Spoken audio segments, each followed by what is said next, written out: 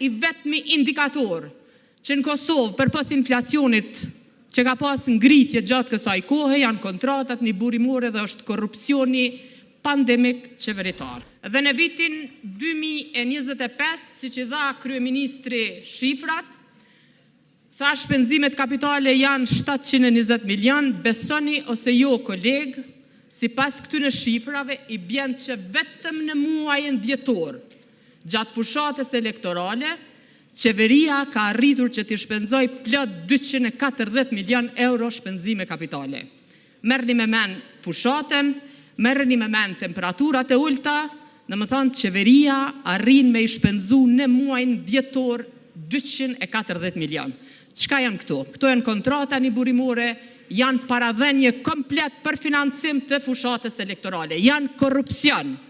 Sepse i vetmi indikator që në Kosovë për pas inflacionit që ka pas ngritje gjatë kësaj kohe janë kontratat një burimore dhe është korrupsioni pandemik qeveritar.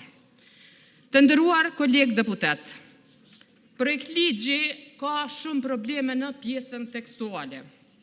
Merreni me mend në nenin 11 në paragrafin e 3 dhe në paragrafin 3 dhe paragrafin 5, Ministri i Financave jep diskrecion veti thusë është mbret në këtë shtet dhe jo që jemi republik parlamentare. Shikoni mandej nenin 12 të nderuar kolegë deputet. Neni 12, paragrafi 3 thotë se qeveria mundet me aprovu pagesat e paradhenjes prej më shumë se 30% deri në 100% për vlerat e kontratës për mallra dhe shërbime. Ju e dini shumë mirë që Komisioni Evropian në vitin 2023 ka ngrit çështje kontratat një burimore. Gjatë qeverisjes së këtyre deri në korrekt të vitit 2025 janë nënshkru plot 2550 kontrata një burimore.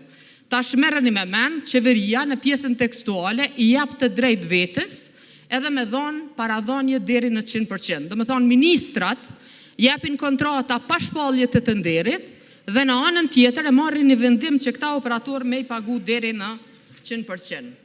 Çfarë kemi tjetër? Në nenin 14 në paragrafin 2 të nderuar deputet të legjislaturës së 8, ju kujtohet shumë mirë ku në Komisionin për Ekonomi ka pas debat lidhur me një garancion bankar për projektin për energji të ripërtritshme, ku menaxherin atko drejtori i Kostit nuk pranonte që ka lëshu garancion bankar për operatorin privat ekonomik.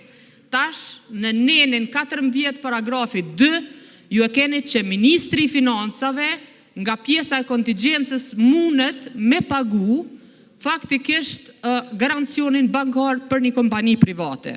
Këtu ka pasur shkelje të mëdha, sepse në fakt ata që kanë garu për projektin e tillë nuk kanë qenë në dieni që qeveria e Republikës së Kosovës do të lëshoj garancion bankar.